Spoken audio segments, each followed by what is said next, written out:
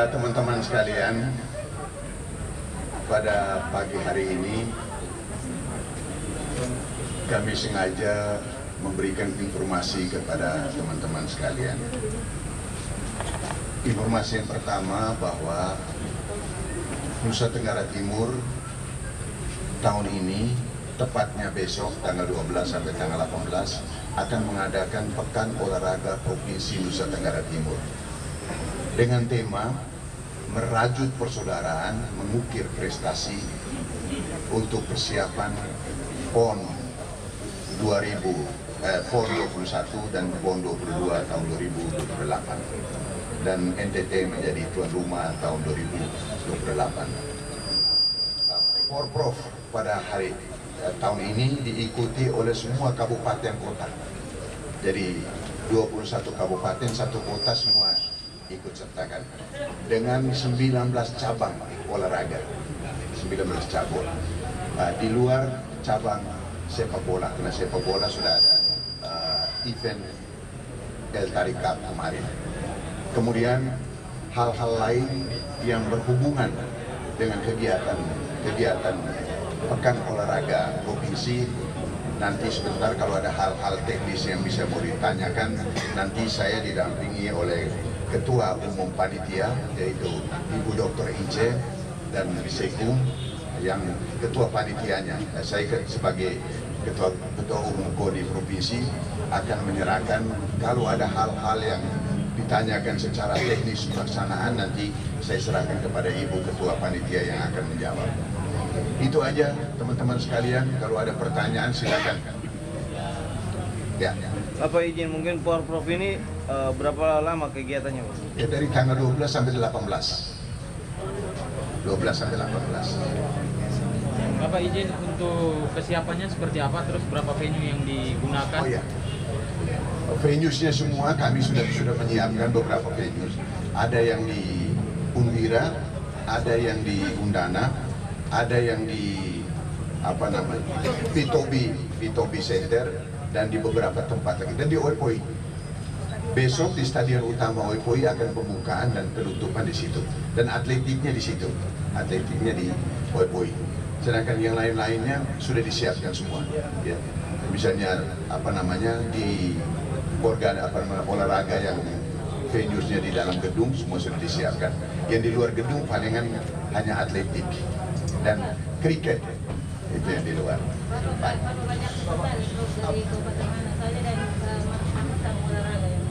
Bagaimana?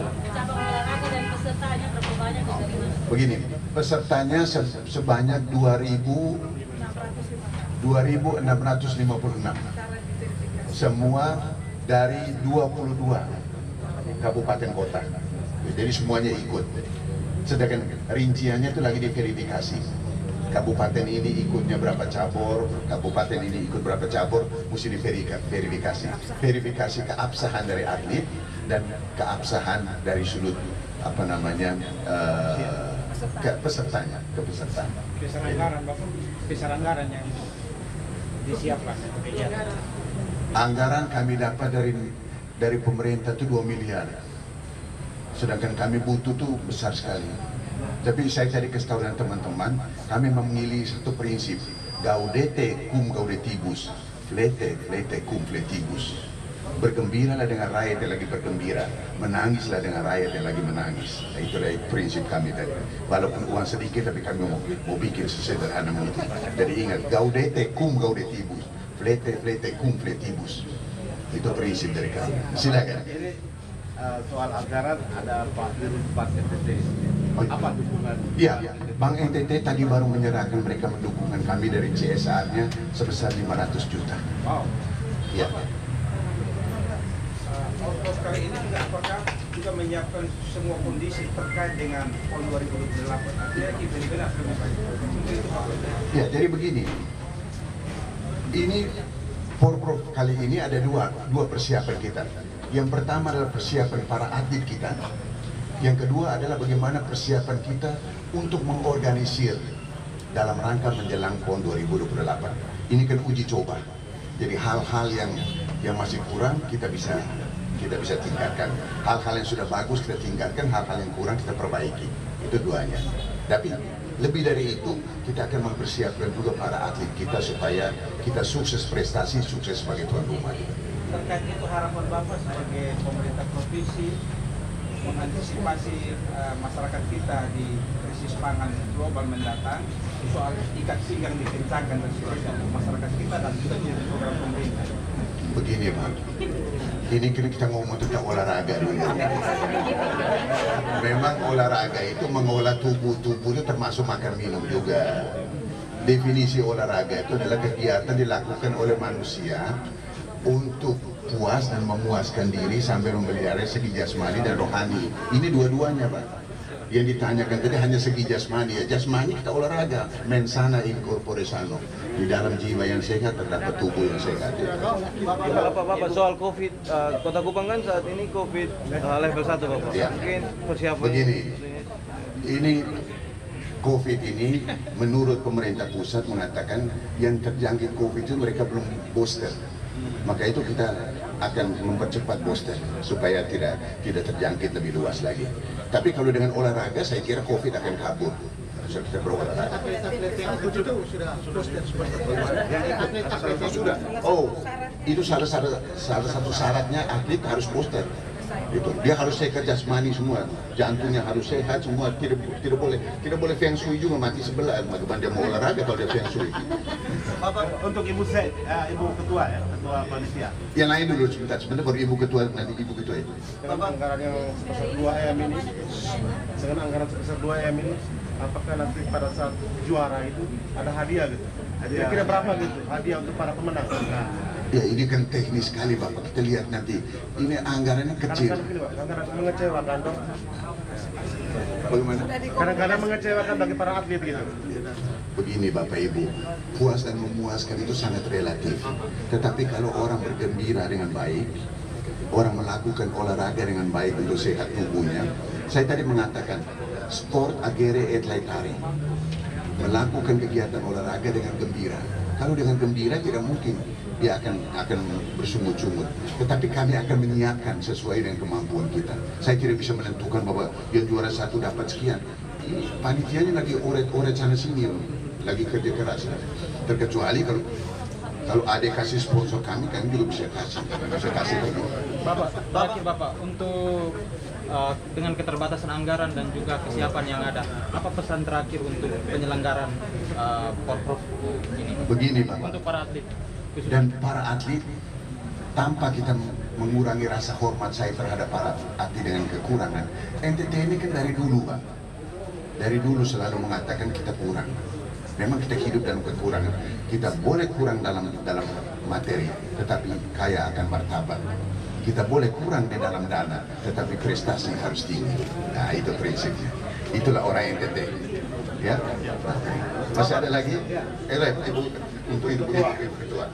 Kesiapan menjelang pembukaan dan juga pelaksanaannya nanti selama beberapa hari ke depan hingga penutupan nanti, kira-kira skenario dari panitia seperti apa? Ya, jadi kami sudah bagi tugas ya. Jadi ada seksi dalam kepanitiaan yang mempersiapkan secara teknis pelaksanaan pembukaan dan penutupan. Seperti tadi disampaikan oleh Pak Tumung tadi, Ketua Umum Bapak, kita punya anggaran yang terbatas, tetapi panitia telah mengajak beberapa orang-orang muda NTT yang bertalenta untuk mengisi acara ini dengan anggaran yang sangat terbatas, dan kami sungguh berharap acara pembukaan besok itu akan berlangsung secara meriah dan baik ya, sehingga performa kita untuk menjadi tuan rumah PON 2028 besok itu akan disaksikan langsung oleh Ketua Umum PON di pusat dan ada dari Kementerian Pemuda dan Olahraga. Kita sungguh berharap supaya itu menjadi sebuah performa yang maksimal untuk meyakinkan mereka bahwa kita siap menjadi tuan rumah. Ibu, jam berapa kuisnya? Hal apa saja yang ditampilkan pada saat pembukaan itu? Ini seperti seremoni acara pembukaan. Mungkin ada kolosal, tarian kolosal ada tarian apa kolosal, macam-macam lah pengisi acaranya sudah nanti secara teknis akan dijelaskan oleh Ibu Priscilia ya. Saya mau sama jelaskan, Ya. saya jelaskan begini. Waktu pembukaan, Anda akan lihat bahwa kehebatan anak NTT larinya itu bisa mengusir rusa. Nanti Anda lihat itu. Itu. Jadi dia lari maraton, juara maraton di Timor Leste kemarin. Dia juara, dia lari, tapi di sana di layar tuh ada rusa.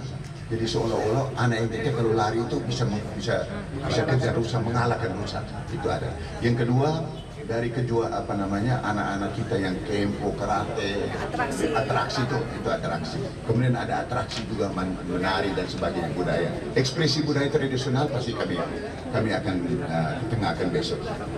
Bapak, ini dari ini kan untuk kepentingan PON 2028 dengan ketika penyelenggaraan kegiatan ini, apakah contohnya juara 1 akan dipakai di PON 2028? Itu otomatis kalau juara 1, tetapi begini, juara 1 itu tidak otomatis dia bisa juara 1 untuk ikut, tapi memang dia prioritas. Kata prioritas itu harus termasukkan. Contoh misalnya begini, ada orang yang sekarang dia juara 1, tapi waktu ke depan dia bisa turun menjadi juara 2, juara 3. Jadi memang kontinuitas itu yang kita perhatikan. Jadi prestasi yang sekarang menjadi patokan untuk 2028. Tapi bukan satu-satunya. Itu tergantung dari pembinaan kita dengan para atlet.